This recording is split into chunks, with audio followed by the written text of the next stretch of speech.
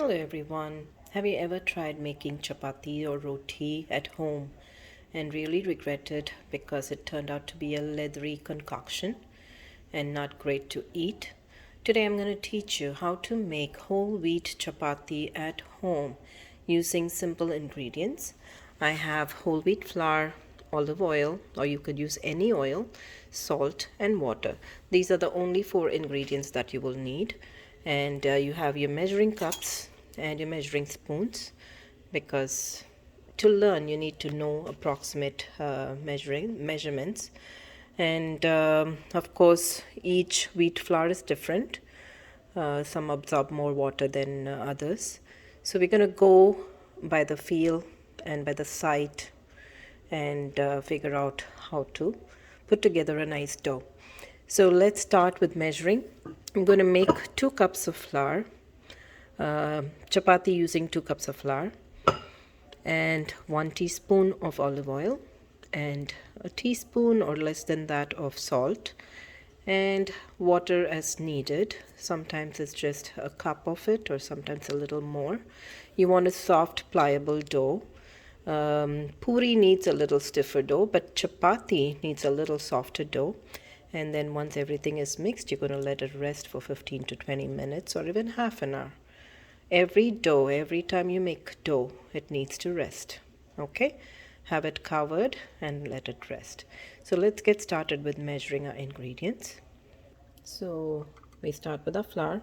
2 level measures, or 2 cups of flour. Don't do that noise, but yes. And then I'm going to take a teaspoon measurement of olive oil. So I added my olive oil. You could use any oil for that matter, but just to be a little more health conscious, I added this. And I have half a teaspoon of salt. That again is depending on how you desire your chapatis to be, salty or not salty, but a little bit of salt is necessary. So let's add that in. Give it a good mix with your hands, just to incorporate the oil and the sugar into the flour. And then we're going to add some water, little at a time, and make a dough, a soft, pliable dough. So everything is incorporated. I'm going to start adding my liquid. So little at a time. Don't go overboard with that. Mix it well, get a feel of it. It should basically come together.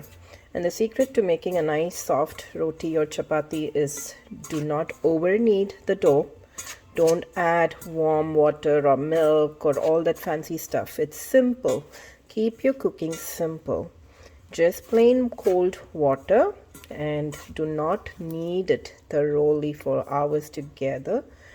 And if you have a hand mixer or a KitchenAid, that'll make it easier, but then sometimes it over whisks itself and lands up with a tough roti. So hand is the best way to go. So I'm thinking this is good enough. I've added about a cup of water. I had 2 cups. Right now it's just down to 1. So get it all mixed up. Yeah, I think this is it. Maybe a little bit more water, and we'll make it into a soft dough. So this is how my dough looks after 2 minutes of kneading.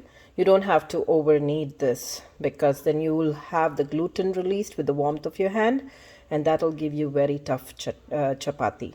So please be mindful. You don't need to really beat the hell out of this dough. Just mix it all. Make sure it all comes together neatly. Put a lid or put a saran wrap and let it rest while you clean up all your stuff. Put away your things, clean up your counter, and get ready to roll it out in half an hour to like 20 to half an hour. So that's what I do, and I will make chapatis in 20 minutes. But in the meanwhile, I'm going to do a side dish which goes with it. I will put that in a different video. Right now we're just going to focus on how to make a good chapati. Okay? Doesn't stick to your fingers. I wrapped it in saran wrap and let it rest. My whole wheat flour dough has been resting for more than half an hour, And in the meanwhile, I made my chana masala, the side dish. I have the link, or I have the video being uploaded. I have my frying pan ready. It's a cast iron pan. It's actually a pizza pan that I use because it distributes heat evenly. And once my chapatis are rolled out and done, I'm going to put it in my hot pack. So keep everything ready. And I have my rolling pin, I have my cutting board or my area to roll out my chapati, and I have some extra flour, dry flour, to dust my cutting board and my rolling pin so my dough doesn't stick. And I have to say something very cute about these cutting boards. I have two of them. One my son made for my birthday, and another one my daughter made it for Valentine's. And I thought it was the sweetest gesture because their woodshop teacher, Mr. Arbayo, helped them. The minute my son said, it's my mom's birthday and I want to make something for her, he actually stayed after school. Both my son and him stayed, and they got to finish it. And it's basically layers of wood that pieced together and glued together. It's not an easy task, and they were still in middle school. So just 12 and 13 years old, did these two cutting boards that I cannot part with. So I take turns making chapati each time, and just giving them equal treatment. So encourage your children and get them involved, and the love that you show always comes back. So we're gonna make lemon-sized balls out of our dough, and then we either roll it flat or flat and in a circle, or we make it a triangle or a square, and it just depends on the folds you do. So we'll just do the basic round chapatis right now, and then move on to the triangle and a square one, and I'll teach you how to fold them. So once the dough, you remove the plastic film, give it a little knead. It's actually very soft right now. I don't know if you can see. It's super soft, but it's still not sticking to my hands, so which is a good thing. That means it's just right. You'll get very soft chapati at this rate. So we're going to pinch and make small rounds out of the dough, and then roll it up with dusting with flour. So I've made the balls, and I got about 10 of them. So each cup gives you 5 chapatis. And I think per person you can have 2 each, but if you're a hungry big person, maybe 3 or 4. And when I was in India, I've seen some people, some of the men, hardworking men, eat even 15 chapatis. So you go figure what is needed for your family. And at the same time, if you have leftover dough, put it in a Ziploc bag with some little oil smeared on it, or put it in a Ziploc container or any airtight container, and keep it in the refrigerator for not more than 2 days. Then it starts having a dry film over it, and you don't want mold and fungus forming. So make sure you just mix enough dough to make the chapatis that you need. If at all you have extra, you can actually roll it out into a chapati and preserve it. So you can roll it up with some Kisan jam or jelly, or put some Nutella and roll it up for breakfast as well. So it preserves very well, but make sure you refrigerate them. And it's great for travel and on picnics especially. And there are lots of versions of this roti that they do. The same dough could be used for filling and making aloo paratha, gobi paratha, mooli paratha. So it's a very versatile dough. Nothing too fancy or difficult or complicated. So please do try it. I would encourage you to give it a shot. Always keep your dough covered, and then once you're rolled out, you're going to dredge it into the flour, not flour. I keep saying flour all the time. And then use the rolling pin and make it into a flat round circle. My round chapati is rolled out. I just let it hang on the edge of the bowl. I'm going to show you how to make a triangle paratha, which has some oil in between.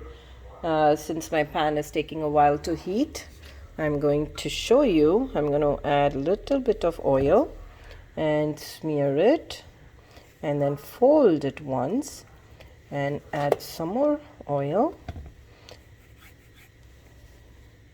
just so it makes those layers. You'll get a nice layer. By the way, you can have the channa with the whole wheat tortilla as well. I see now a lot of these stores carry whole wheat tortilla as well, so you could have it instead of rolling out all these chapati and making it fancy. If you're really hungry and want a quick meal, you can do that. So I rolled it out into a triangle, and once this is on the pan, it's going to make layers and poof up, and it's going to be yummy. And I'll show you how to make a square one. Same thing, roll it into a circle, grease your chapati, and this folding is a little different. You're going to fold once, and then add some oil, smear it, and then fold it again, add some oil. You can actually add less, you don't even need to, and then you fold that way. Whatever is in my finger, I don't want to over grease it.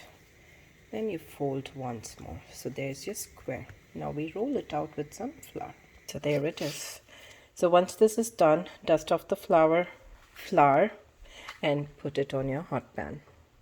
So we're going to start making our chapatis. I'll start with the square one since that's what I have handy. You're going to wait. I know I'm using bare hands. I am a woman of steel. Just kidding. But this is not bad. It's tolerable. It started proofing up. You're going to flip it. You could add oil on this side for once and then flip it and add some ghee or oil on the other side as well. Okay, that didn't go well.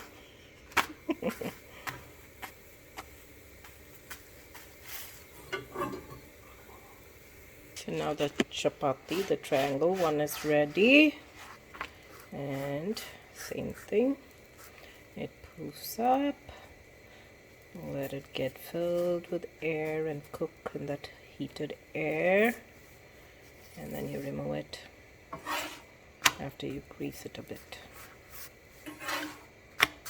Let it cook on both sides.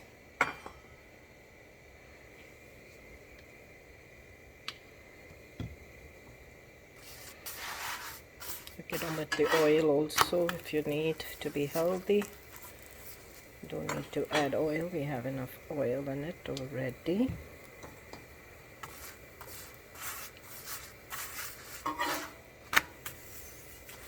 Some people add the ghee after they finish the pan frying. You have it poofs up.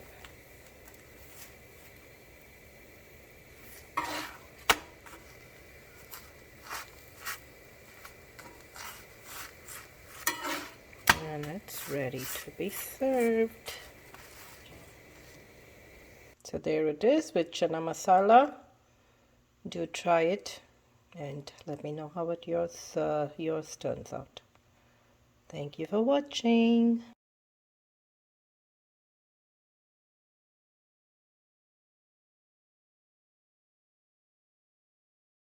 This morning I take out my chapati from the box and put some Nutella and sprinkle with chia seeds and roll it up for breakfast. Children will love it and so will you. So chapati doesn't go wasted. You can reuse it for your lunch and just toss it in the microwave for like 10 to 12 seconds, not more, then it'll harden. So enjoy your chapati. So here it is all rolled up and you can just eat it as is, and you can make variety of it with the jelly or with almond butter and sprinkle some chia seeds on it and enjoy it.